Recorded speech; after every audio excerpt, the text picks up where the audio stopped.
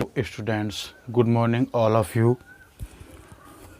आज हम स्टार्ट करेंगे कक्षा 10 विज्ञान science. And in this video we will discuss class 10th science lesson number first, chemical reactions and equations, यानी रासायनिक अभिक्रिया एवं समीकरण। कक्षा 10 विज्ञान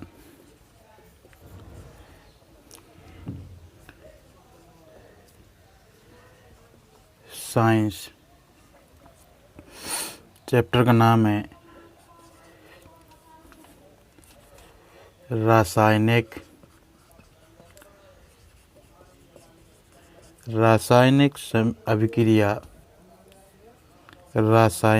अभिक्रिया एवं समीकरण। रासायनिक अभिक्रिया एवं समीकरण, केमिकल रिएक्शंस एंड इक्वेशंस।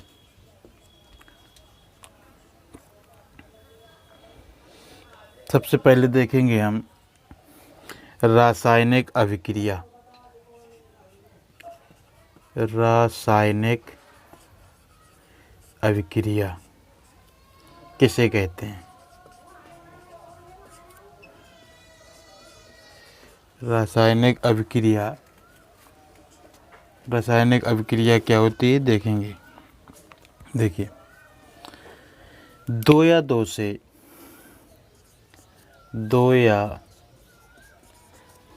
दो से अधिक पदार्थ मिलकर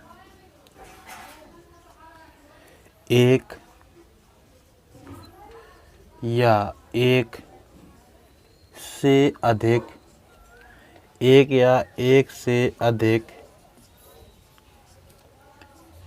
नए गुणधर्म वाले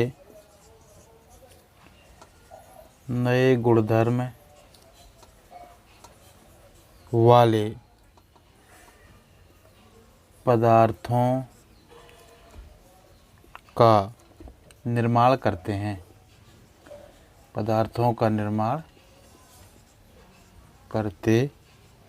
हैं। क्या कहते हैं? रासायनिक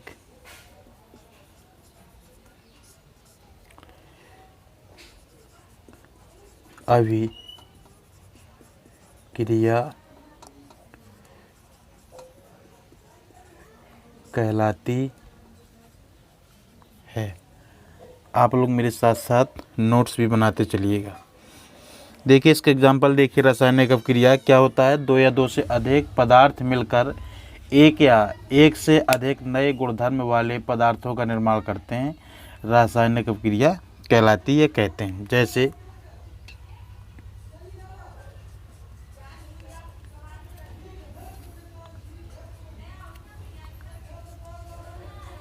हाइड्रोजन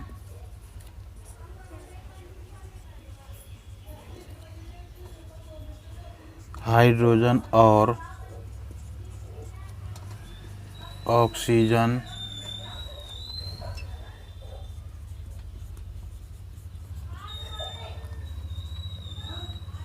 मिलकर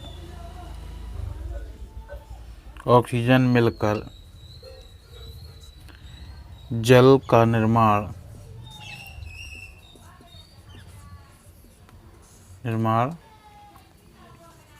करते हैं। देखिए, इसमें एक स्टार बना करके आप लोग लिख लीजिएगा इसमें कि किसी भी रासायनिक अभिक्रिया को किसी भी रासायनिक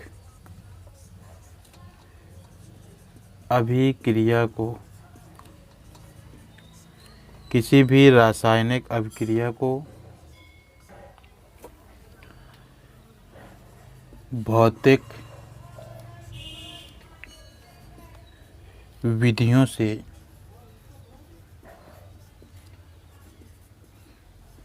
से उल्टा नहीं जा सकता, उल्टा नहीं जा सकता है। किसी भी रासायनिक अपक्रिया को भौतिक विधियों से बदला या उल्टा नहीं जा सकता है। भौतिक विधियां कहने का आप कक्षा 9 में भौतिक विधियों को आपने पढ़ा होगा, जैसे वाष्पीकरण हो गया, ऊर्ध्वपातन, आसवन, अपकेंद्रीकरण।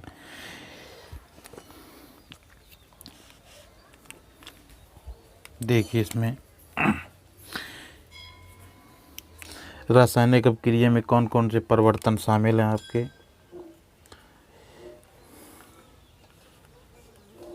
रासायनिक अभिक्रिया, रासायनिक अभिक्रिया में शामिल जो परिवर्तन है आपके, यानी केमिकल रिएक्शंस इन्वॉल्व फर्स्ट आपका अवस्था में परिवर्तन, अवस्था में परिवर्तन यानी change in state, change in state. Number second रंग में परिवर्तन, रंग में परिवर्तन यानी change in colour, change in colour. Number third है आपका जो है तापमान में परिवर्तन, तापमान में परिवर्तन, चेंज इन टेम्परेचर।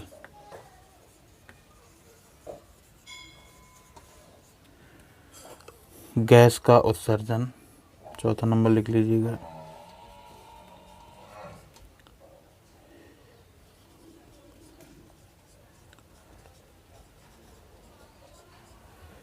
गैस का उत्सर्जन यानी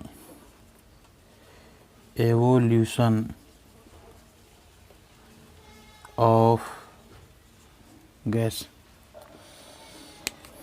देखिए हमने क्या देखा कि रासायनिक अभिक्रिया क्या होती है, दो या दो से अधिक पदार्थ मिलकर के एक या एक से अधिक नए गुणधर्म वाले पदार्थ का निर्माण करते हैं, उसे हम क्या कहते हैं, रासायनिक अभिक्रिया कहते हैं। जैसे हमने जल ले लिए, हाइड्रोजन ले लिया और ऑक्सीजन मिल करके किसका निर्माण करते हैं, जल का। देखिए जल का काम क्या होता है, वैसे जल आग को बुझाता है, लेकिन जो आपकी हाइड्रोजन ये गैस है, ऑक्सीजन भी गैस है, ये अत्यंत ज्वलनशील गैसें होती हैं जो बहुत अत्यधिक तेज़ी से जलती हैं, लेकिन बनाती क्या है, जल का निर्माण करते हैं।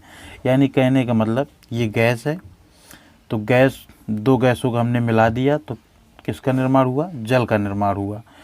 तो जैसे इसके अवस्था में परिवर्तन जब हम रासायनिक क्रियाओं को कराएंगे तो इसके अवस्था में परिवर्तन होगा, तापमान में भी परिवर्तन होगा, चेंज इन टेम्परेचर, अवस्था में change in state, and gas का उत्सर्जन, एवोल्यूशन ऑफ गैस, और रंग में परिवर्तन।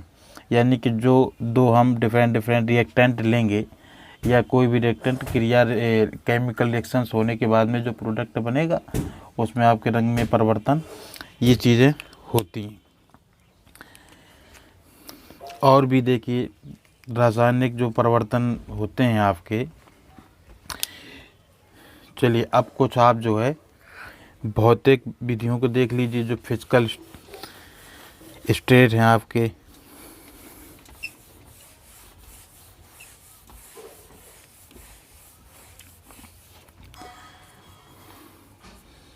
जैसे हमने अभी लिखवाया था आपको स्टार लगा करके, किसी भी रासायनिक अपक्रिया को भौतिक विधियों से बदला नहीं जा सकता है।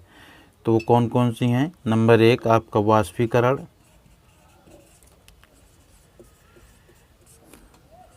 दूसरा आपका ऊर्ध्वपातन, आसवन,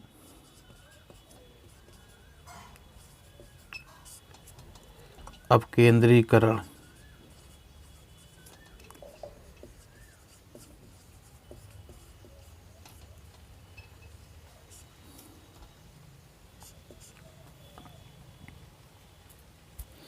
अपकेंद्रीकरण। देखिए, अब हम कुछ देखेंगे दैनिक जीवन में होने वाली कुछ रासायनिक अपक्रियाएं। दैनिक जीवन में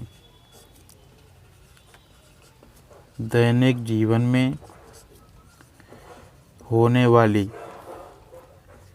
रासायनिक अभिक्रियाएं। दैनिक जीवन में होने वाली रासायनिक अभिक्रियाएं यानी chemical reaction happen in our daily life। जो ये रासायनिक अपक्रिया जो दैनिक जीवन में हमारी जो रासायनिक अपक्रिया उनमें हम देखते हैं, जिनको हम डेली देखते हैं अपने दैनिक जीवन में, जैसे भोजन का पचना। भोजन का पचना भी एक रासायनिक अपक्रिया ही आपकी होती है, खाने को पचाना। श्वसन, सांस लेना, जैसे हम ऑक्सीजन को ग्रहण करते हैं और कार्बन डाइऑक्साइड गैस को क्या करते हैं, बाहर निकालते हैं। तो कौन कैसी अपक्रिया हुई है, रासायनिक अपक्रिया ही है। लोहे पर जंग लगना, धीरे धीरे जैसे आप देखते होंगे कि लोहे पर क्या हो जाता है, एक परत सी जम जाती है, जंग लग जाता है। तो ये जो प्रक्रिया होती है ये बहुत धीरे धीरे होती है। जैसे दही का बनना, क्या हो गया, दही का बनना। तो इनको देखेंगे हम। जैसे नंबर 1, भोजन का पाचन। भोजन का पाचन,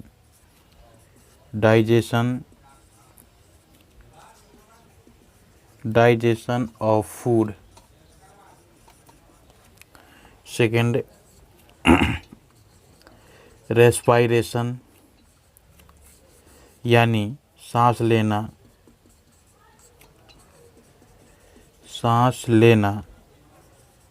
रेस्पायरेशन। अगला, लोहे पर जंग लगना। लोहे पर जंग लगना यानी rusting of iron. Fourth number है, चौथा, दही का बनना। किसका, दही का बनना यानी फॉर्मेशन ऑफ कर्ड। दही का बनना। देखिए, भोजन का पाचन ये एक रासायनिक अपक्रिया है जो हमारे दैनिक जीवन में होती है। सांस लेना, अब बताया आपको कि हम ऑक्सीजन गैस को ग्रहण करते हैं और कार्बन डाइऑक्साइड को बाहर निकालते हैं। लोहे पर जंग लगना, ये भी एक रासायनिक अपक्रिया का उदाहरण है। दही का बनना, ये भी एक रासायनिक अपक्रिया का उदाहरण है आपका।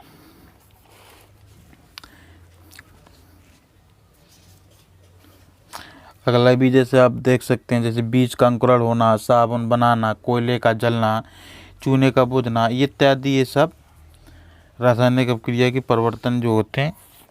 देखिए, अब अगला देखेंगे हम, जो रासायनिक अपक्रिया में 2 महत्वपूर्ण बातें होती हैं उनको देखेंगे, जिनको हम एक अभिकारक और दूसरे को उत्पाद कहते हैं। तो हम अगली हेडिंग डालेंगे अभिकारक। अगली हेडिंग डाल लीजिए अभिकारक। क्या, अभिकारक,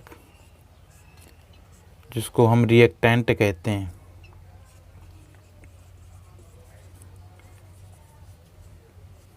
अभिकारक। अभिकारक में लिखेंगे ऐसे पदार्थ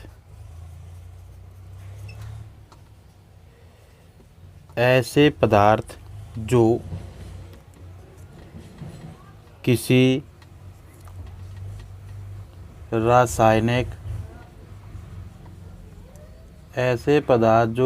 रासायनिक अभिक्रिया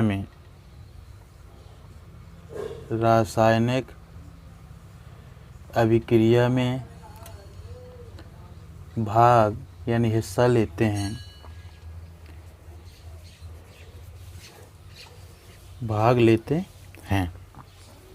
उन्हें क्या कहते हैं? अभिकारक कहते हैं। क्या कहते हैं? अभिकारक कहते हैं। यानी who takes part in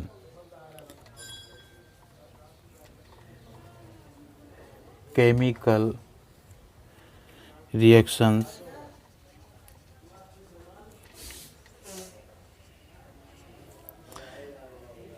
ये था आपका पहला नंबर अभिकारक। दूसरा देखेंगे उत्पाद, यानी जिसको कहते हैं प्रोडक्ट। क्या कहते हैं? प्रोडक्ट। प्रोडक्ट देखेंगे क्या होता है।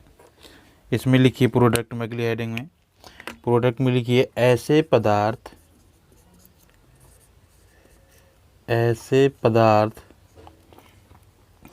जिनका निर्माण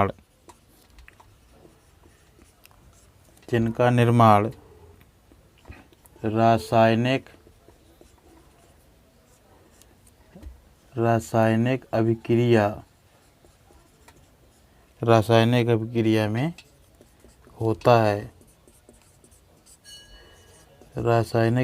में होता है, उन्हें क्या कहते हैं? हम उत्पाद कहते हैं।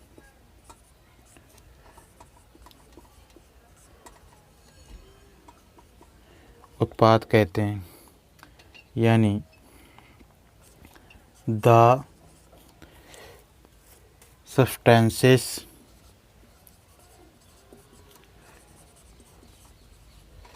which are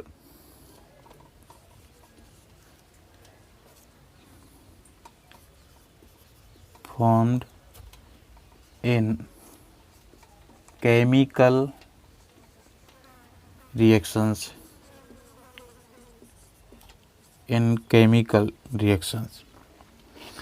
एग्जाम्पल देखिए, जैसे हाइड्रोजन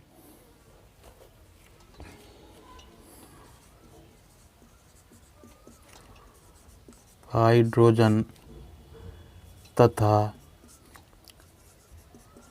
ऑक्सीजन मिलकर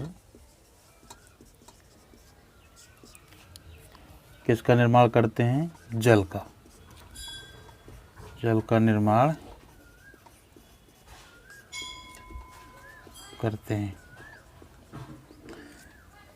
किसका निर्माण करते हैं? जल का। तो अगर इधर हम देखेंगे तो हमने क्या क्या देखा। देखिए, पहले अभिकारक फिर उत्पाद। हमने देखा ऐसे पदार्थ जो किसी रासायनिक अभिक्रिया में भाग लेते हैं, अभिकारक कहते हैं। ऐसे पदार्थ जिनका निर्माण रासायनिक अभिक्रिया में होता है, उत्पाद कहते हैं। तो हमने कौन कौन से पदार्थ लिए? देखिए, हाइड्रोजन और ऑक्सीजन जब दोनों को मिला देते हैं तो किसका निर्माण हो जाता है? जल का। तो जो पदार्थ लिए कौन कौन से? तो हमने लिया हाइड्रोजन और आपका ऑक्सीजन। तो जो हाइड्रोजन और ऑक्सीजन जो पदार्थ हमने लिए हैं, इनको हम कहेंगे क्या?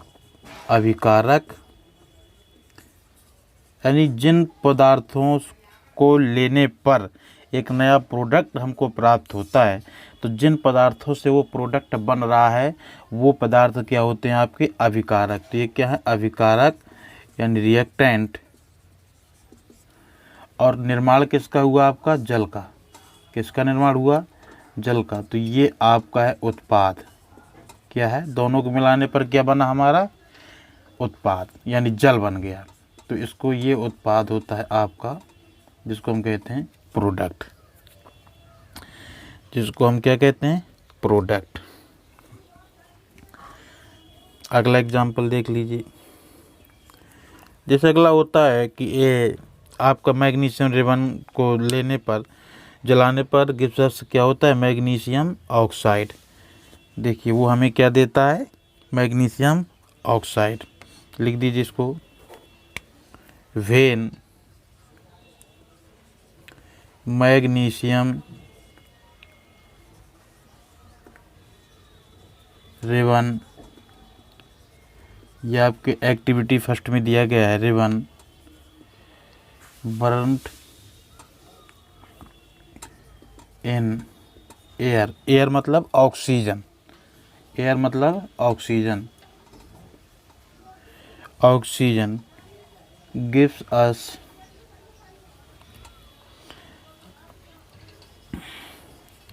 Magnesium oxide. ठीक, यानी मैग्नीशियम रिबन को वायु के साथ में जलाने पर हमें क्या मिलता है, मैग्नीशियम ऑक्साइड। ये हुआ आपका अपकारक और उत्पाद। अब अगला देखेंगे हम रासायनिक समीकरण। क्या देखेंगे, रासायनिक समीकरण। डाल लीजिए अगली हेडिंग, रासायनिक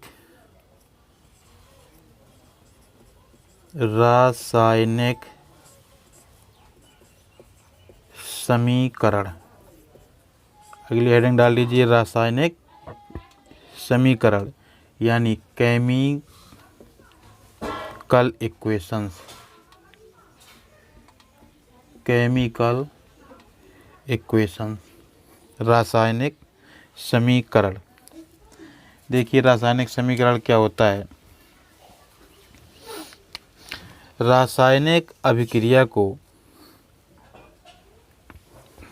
इसमें लिखेंगे, रासायनिक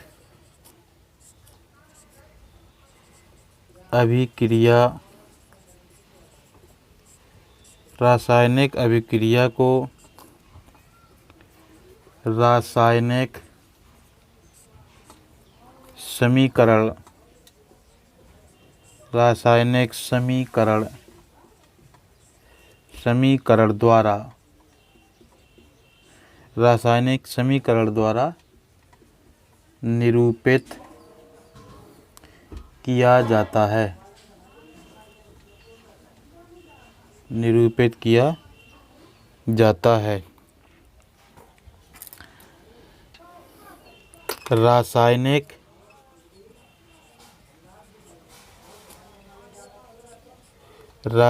समीकरण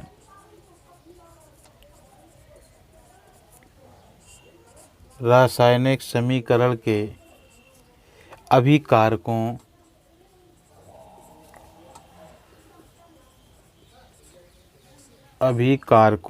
और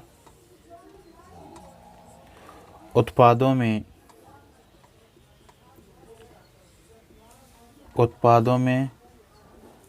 पदार्थ के प्रतीकों, यानी जिनको हम सूत्र भी कहते हैं, प्रतीकों का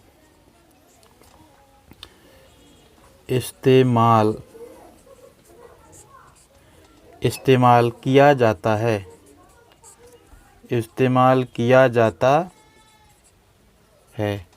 प्रतीकों के साथ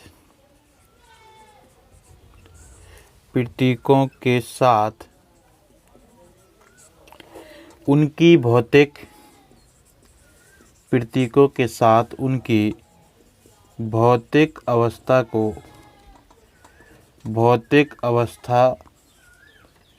को भी दर्शाया जाता है, भौतिक अवस्था को भी दर्शाया जाता है। देखिए, ये क्लास इंग्लिश मीडियम यानी सीबीएसई और यूपी बोर्ड दोनों बोर्डों के बच्चों के लिए है, जिसमें हम लगभग समस्त जो पूरी बुक है आपकी साइंस की, इसको हम बाईलिंगुअल पढ़ाएंगे, यानी इंग्लिश और हिंदी दोनों में। देखिए इसको, रासायनिक अपक्रिया को रासायनिक समीकरण द्वारा निरूपित किया जाता है। रासायनिक समीकरण के अभिकारकों और उत्पादों में पदार्थ के प्रतीकों का इस्तेमाल किया जाता है। प्रतीकों के साथ उनकी भौतिक अवस्था को भी दर्शाया जाता है। ए chemical reaction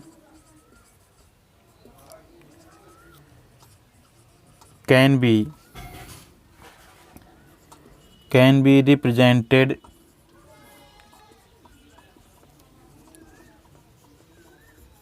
by chemical equation.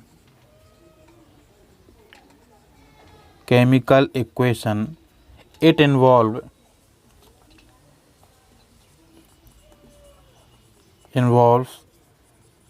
and product with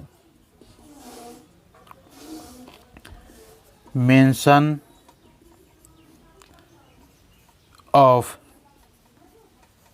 physical state.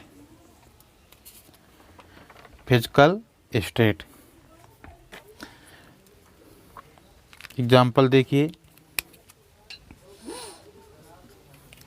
Magnesium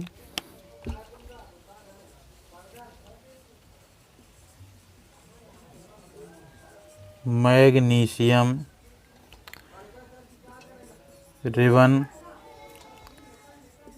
का वायु यानी आपका ऑक्सीजन में दहन कर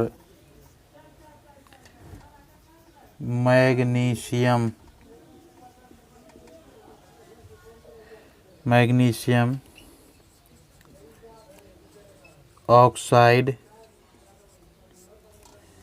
बनाना, यानी मैग्नीशियम रिवन burnt in air यानी ऑक्सीजन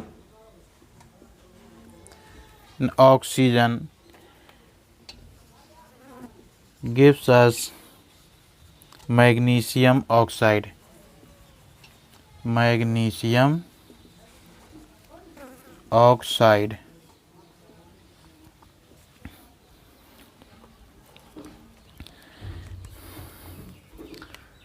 चलिए,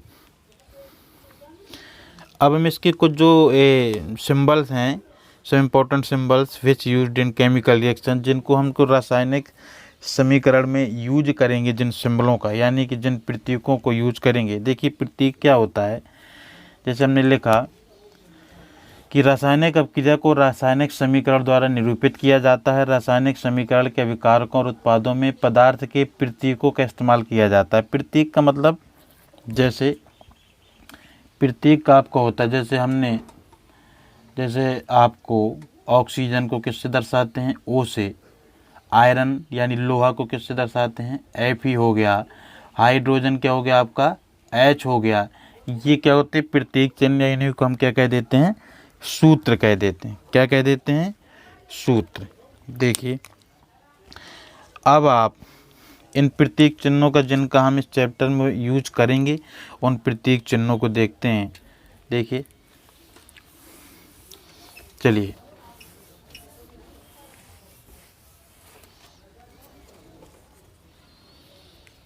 some important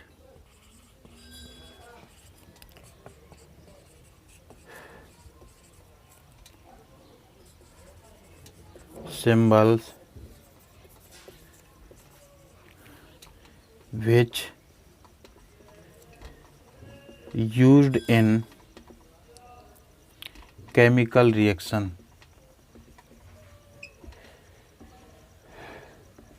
केमिकल रिएक्शन।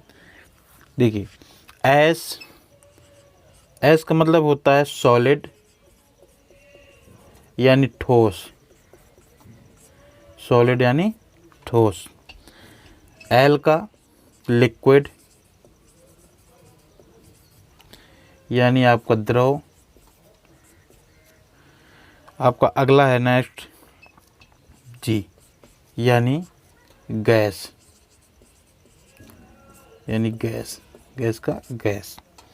अगला ए क्यू, इसको हम कह देते हैं एक्वस यानी जलीय विलयन। क्या? जलीय विलयन।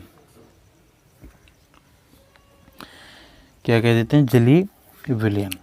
देखिए इन चिन्हों का यूज करेंगे। जैसे कोई भी पदार्थ लिया, जैसे हमने मैग्नीशियम लिया, क्या लिया? मैग्नीशियम ले लिया। ये क्या है आपका? ये गैस है। तो ये जो हमारे फिजिकल सिंबल हैं, तो इन भौतिक प्रतीकों के द्वारा हम इनको क्या करेंगे? दर्शाएंगे। ठीक, अगली हेडिंग डाल लीजिए आप लोग। अगली हेडिंग डालिए रासायनिक समीकरण को संतुलित करना। अगली हेडिंग डालिए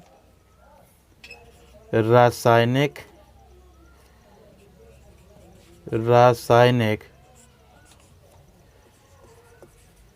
समीकरण को संतुलित करना। रासायनिक समीकरण को संतुलित करना यानी how to balance a chemical equation. How to balance a chemical equation, रासायनिक समीकरण को संतुलित करना। तो हम जो फिजिकल स्टेट हैं वो यानी कि जो उनके प्रतीक चिन्ह हैं उनको भी इसी रासायनिक समीकरण में समझ लेंगे, जिसको हम संतुलित करेंगे, और रासायनिक समीकरण को संतुलित करना भी सीखेंगे। और इसी के साथ साथ हम कंकाली जो समीकरण आपका होता है, कंकाली उस रासायनिक अपक्रिया को भी सीखेंगे, जिसको स्केलेटन कहते हैं, स्केलेटन रिएक्शन, उसको भी देखेंगे। तो देखिए एक रिएक्शन में इधर पर लिखते हैं, रिएक्शन है आपका Fe प्लस H2O, ये तीर एरो लगाया, Fe3O4 प्लस H2। तो हम देखेंगे, पहले तो हमने आपको ये बताया था कि जो पदार्थ अभिक्रिया में भाग लेते हैं उनको हम पहले क्या कहते हैं? तो इनको हम क्या कहेंगे? अभिकारक। एक बार फिर देखिए, इनको कहते हैं अभिकारक। क्या कहते हैं? अभिकारक। यानी जिन पदार्थों को लेने से एक नया जो उत्पाद बनता है या नया पदार्थ बनता है, तो किनसे बना? जिन पदार्थों से मिलकर के वो बन रहा है, तो उसको हम क्या कहेंगे? अभिकारक यानी रिएक्टेंट, यानी रिएक्टेंट। बना क्या आपका? तो एक से अधिक, जैसे हमारा Fe3O4 बना, ये भी आपका क्या है? प्रोडक्ट है।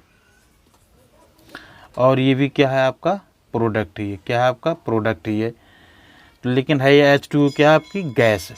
तो देखिए ये क्या हुआ? उत्पाद।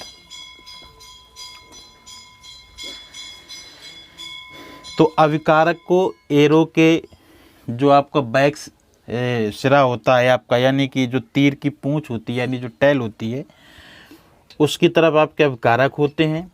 जो एरो का हेड होता है, यानी जो तीर का जो आगे का जो सिरा होता है, सिर होता है, उसको क्या कहते हैं हम? उधर पर जो जितने भी हमारे जो प्रोडक्ट बनते हैं, सब्सटेंस बनते हैं आपके, तो वो क्या होते हैं? वो प्रोडक्ट कहलाते हैं, उत्पाद कहलाते हैं। तो ये आपका हुआ प्रोडक्ट, और ये आपके, इनको क्या कहेंगे? अभिकारक कहेंगे। अब हमको सीखना है रिएक्शन को बैलेंस करना। देखिए सबसे पहले हम क्या करेंगे, एक टेबल बनाएंगे। क्या करेंगे, एक टेबल बनाएंगे।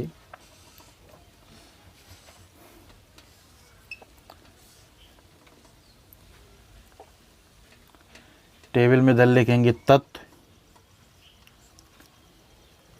एलिमेंट,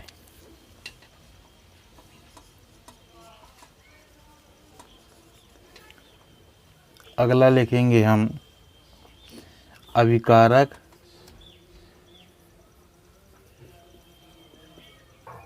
यानी रिएक्टेंट,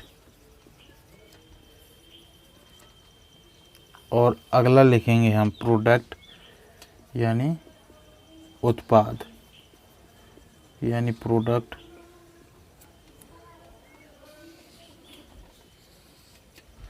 तो सबसे पहले हम देखेंगे इधर कि हमने कितने तत्वों को लिया है।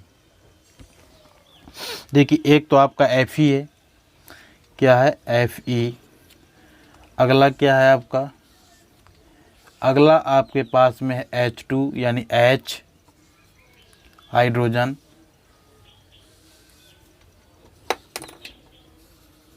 क्या है आपका हाइड्रोजन, और अगला है आपका ऑक्सीजन। तो इस प्रकार की एक टेबल हम बना लेंगे, आप लोग भी बना लीजिए। इस प्रकार की एक टेबल को बना लेंगे। अब इसमें हमको ये देखना है कि तत्व आपके कौन कौन से हैं। पहले हमने 3 तत्व लिए, एक Fe, आयरन, एक हाइड्रोजन और ऑक्सीजन। तीनों तत्वों को हमने लिख लिया।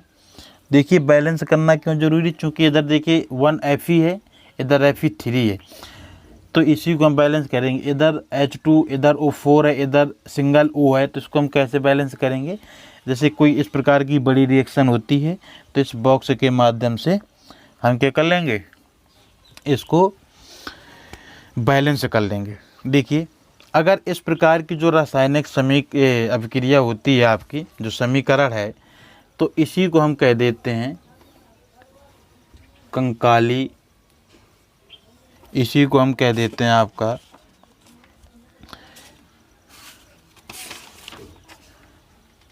कंकाली समीकरण। इसी को क्या कह देते हैं, कंकाली समीकरण। इसको लिख देंगे स्केलेटल केमिकल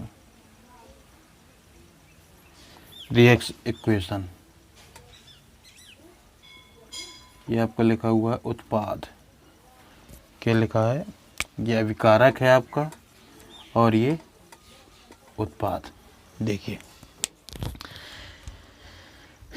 तो इधर Fe कितना है अभिकारक में, रिएक्टेंट में Fe, तो Fe 1 लिख देंगे। फिर उत्पाद में Fe की संख्या कितनी है, 3। ठीक, फिर हम हाइड्रोजन देखेंगे।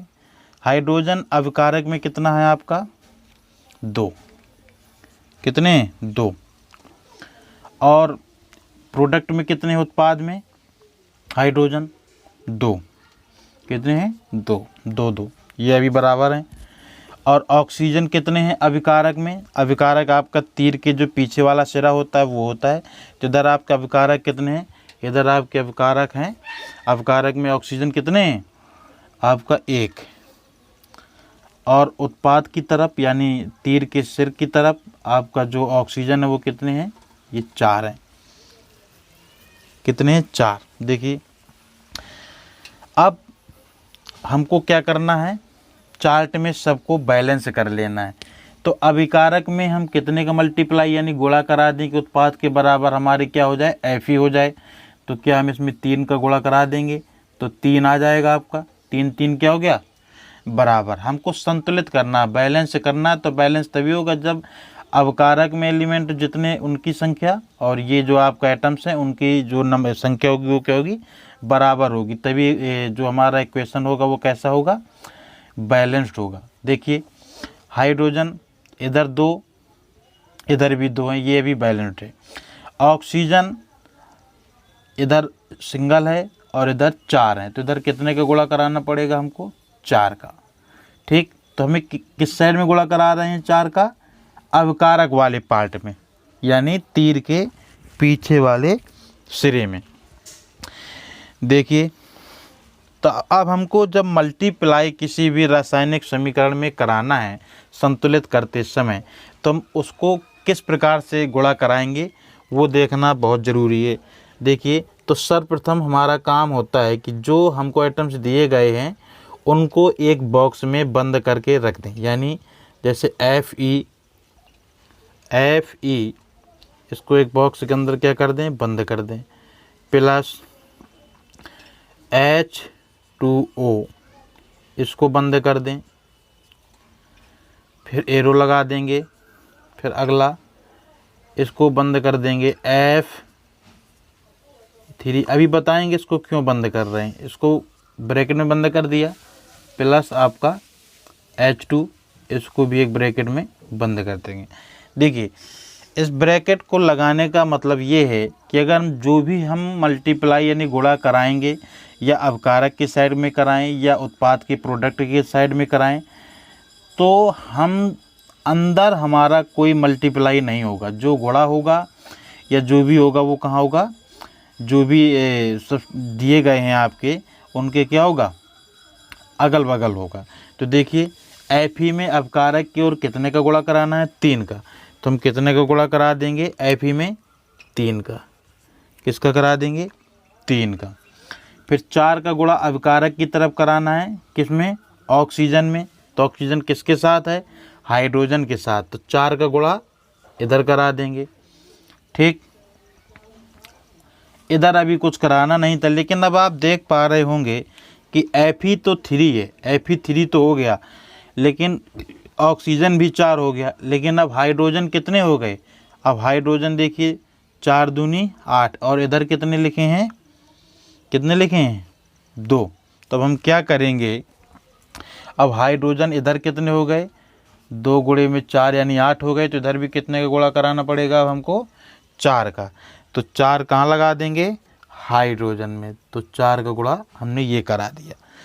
अब हम फिजिकल स्टेट के साथ इन जो रिएक्शन है, आपका जो क्वेश्चन है, इसको लिखेंगे फिजिकल स्टेट के साथ में, यानी कि भौतिक अवस्था के साथ में। जो भी हमने बताया आपको, सॉलिड, लिक्विड, गैस, एक्वस, इसको किस प्रकार से लिखते हैं, तो देखिए, फिर हम लिखेंगे 3Fe ये सॉलिड होता है, प्लस 4H2O ये आपका लिक्विड, एरो लगाएंगे, Fe3O4 ये आपका जो है सॉलिड, और प्लस में 4H2 ये आपका गैस होता है, हाइड्रोजन क्या है, गैस है। अगला, जैसे ये तो एक हुआ आपका बड़ा सा रिएक्शन, वो इक्वेशन हो गया।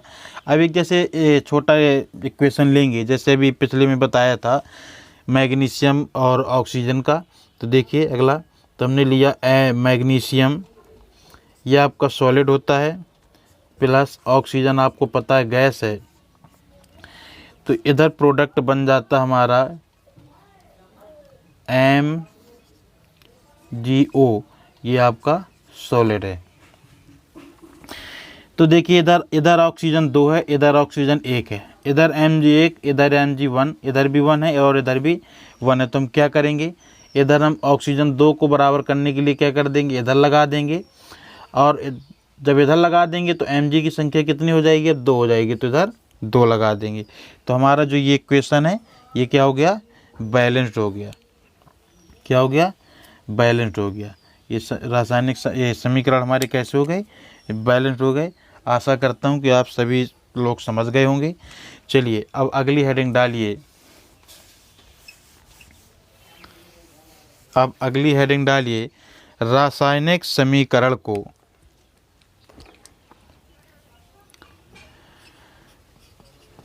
रासायनिक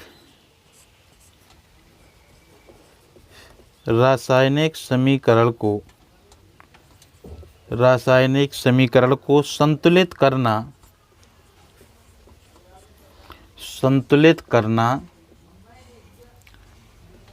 क्यों आवश्यक है, क्यों आवश्यक है।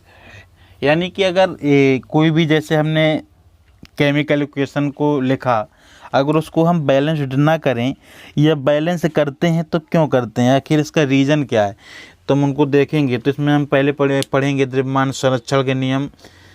ठीक है, तो पहले इसको देखिए। वाई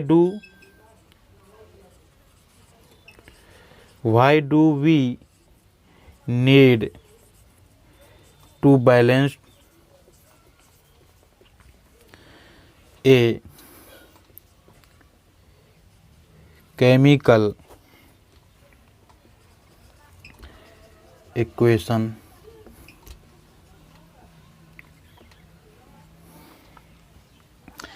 तो पहले देखेंगे हम द्रव्यमान संरक्षण का नियम। अगली हेडिंग डाल लीजिए, द्रव्यमान संरक्षण का नियम। लॉ ऑफ कंजर्वेशन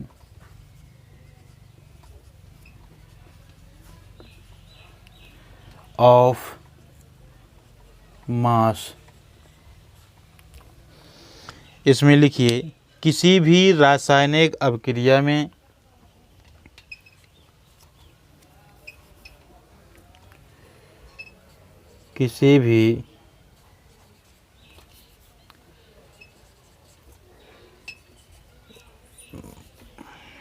चलिए चीज़ें देखते हैं। किसी भी रासायनिक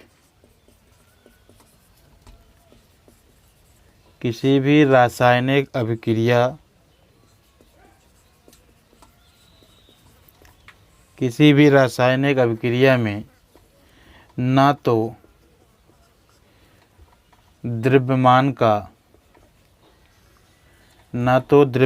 का निर्माण होता है और ना ही विनाश होता है।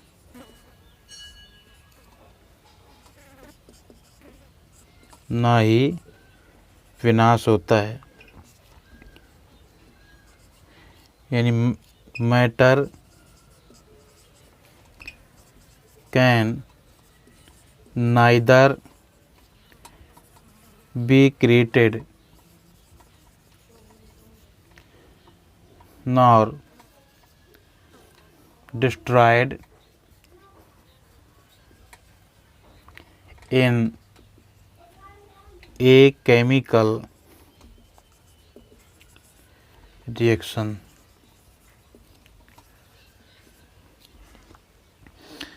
अगला देखिए इसका निष्कर्ष।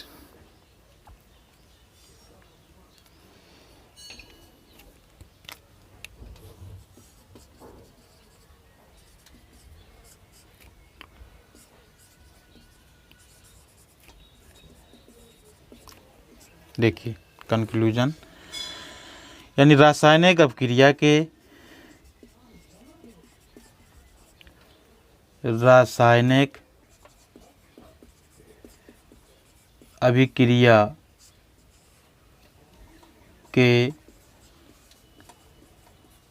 पहले यानी अभिकारक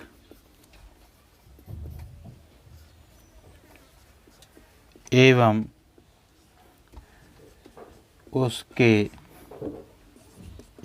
उसके बाद यानी उत्पाद प्रत्येक पदार्थों के परमाणुओं की संख्या बराबर होनी चाहिए। रासायनिक अभिक्रिया के पहले अभिकारक एवं उसके बाद यानी उत्पाद प्रत्येक पदार्थ के परमाणुओं की संख्या बराबर होनी चाहिए। 100 नंबर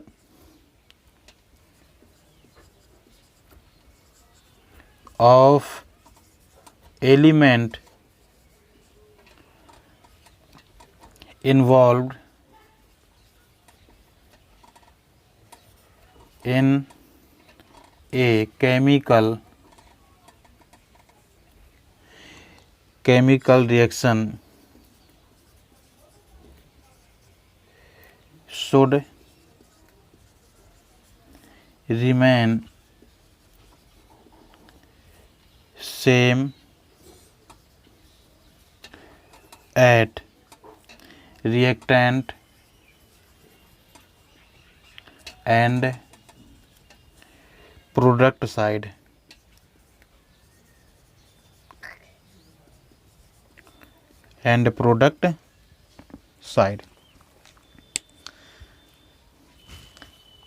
यानी रासायनिक अभिक्रिया के पहले कारक एवं उसके बाद उत्पाद प्रत्येक पदार्थों के परमाणु संख्या किस प्रकार की होनी चाहिए, बराबर होनी चाहिए। द्रव्यमान संरक्षण का नियम क्या है, किसी भी रासायनिक अभिक्रिया में न तो द्रव्यमान का निर्माण होता है और न ही विनाश होता है। Matter can neither be created or destroyed in a chemical reactions. रासायनिक अभिक्रिया के पहले कारक एवं उसके बाद उत्पाद प्रत्येक पदार्थों के परमाणुओं की संख्या बराबर होनी चाहिए। So number of elements involve in a chemical reaction should remain same at reactant and product side. अब अगली हेडिंग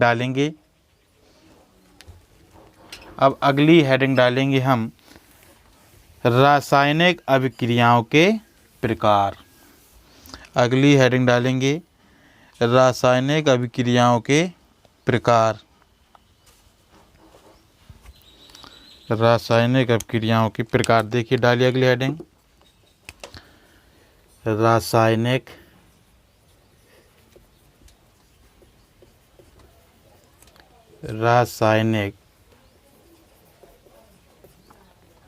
अभिक्रियाओं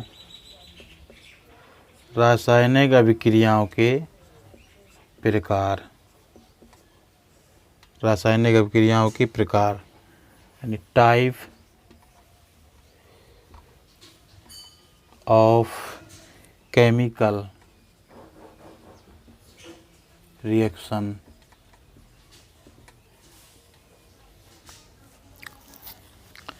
देखिए इसमें नंबर 1 हमें किन किन रासायनिक अभिक्रियाओं को पढ़ना है उनके बारे में देखेंगे, कौन कौन सी हैं वो आपकी। नंबर 1 है आपकी संयोजन अभिक्रिया। नंबर 1 है आपकी संयोजन अभिक्रिया, जिसको योगात्मक अभिक्रिया भी कहते हैं, यानी कॉम्बिनेशन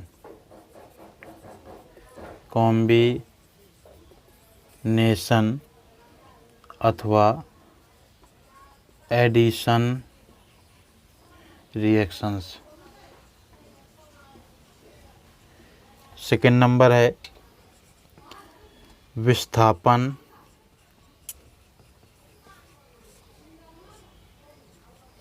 विस्थापन या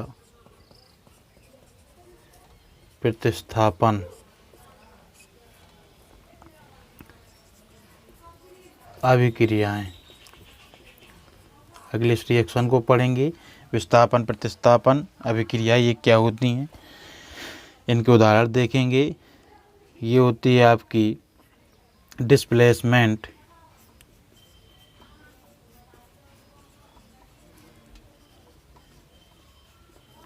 और सब्स्टिट्यूशन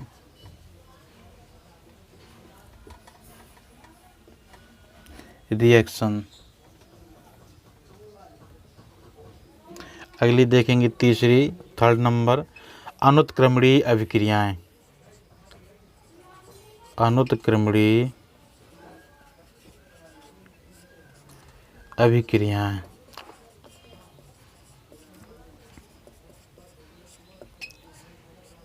यानी इरिवर्सिबल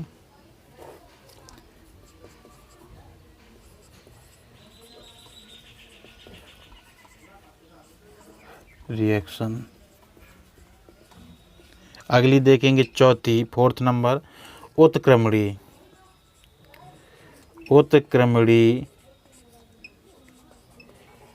अभिक्रियाएं, उत्क्रमणीय अभिक्रियाएं, जिसको कहते हैं रिवर्सिबल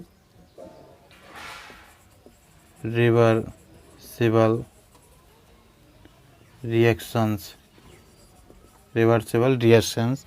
अगली 5वां अपघटन अभिक्रियाएं,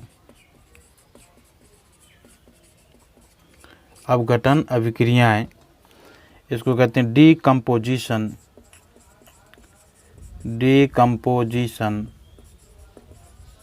रिएक्शंस, डीकम्पोजिशन रिएक्शन। 6वीं पढ़ेंगे वियोजन अभिक्रियाएं, वियोजन अभिक्रियाएं, वियोजन अभिक्रियाएं, डिसोसिएशन,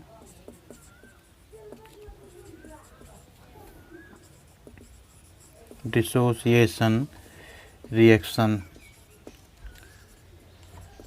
अगली 7 नंबर देखेंगे द्विविस्थापन,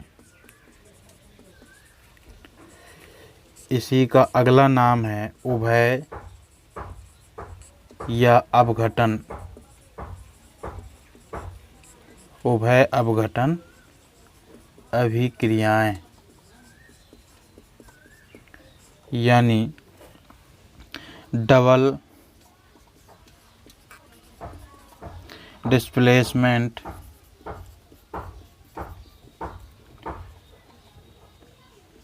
और डबल डिकम्पोजिशन,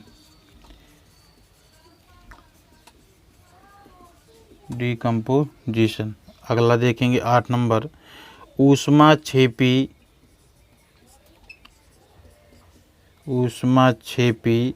तथा ऊष्माशोषी, ऊष्माक्षेपी तथा ऊष्माशोषी अभिक्रियाएं,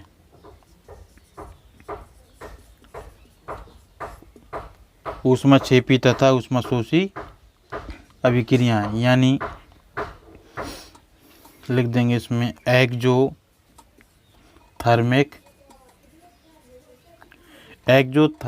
एंड एंडोथर्मिक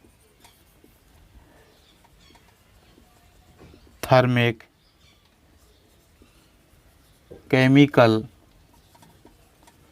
रिएक्शंस। अगली देखेंगे 9 उपचयन और अपचयन अभिक्रियाएं,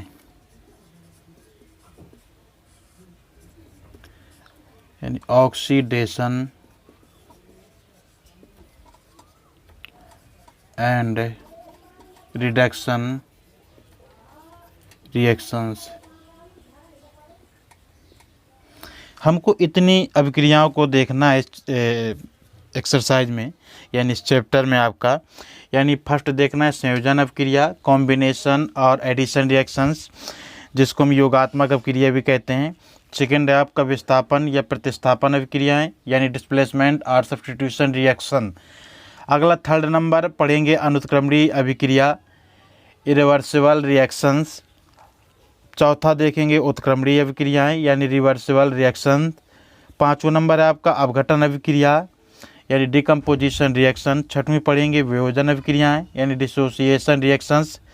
7वीं पढ़ेंगे द्विविस्थापन, यानी या इसी को कहते हैं उभय अपघटन अभिक्रियाएं, डबल डिस्प्लेसमेंट और डबल डिकम्पोजिशन रिएक्शंस। ओके, ऊष्माक्षेपी तथा ऊष्माशोषी अभिक्रियाएं, ये नेक्स्ट यानी 8वीं नंबर है। 8वें नंबर पर पढ़ेंगे ऊष्माक्षेपी तथा ऊष्माशोषी अभिक्रियाएं, exothermic and endothermic chemical reactions. 9वां नंबर पढ़ेंगे उपचयन और अपचयन अभिक्रियाएं, यानी ऑक्सीडेशन एंड रिएक्शंस और रिडक्शंस रिएक्शंस। इन रिएक्शनों को हम अगली वीडियो में देखेंगे। आज के लिए बस इतना ही, धन्यवाद।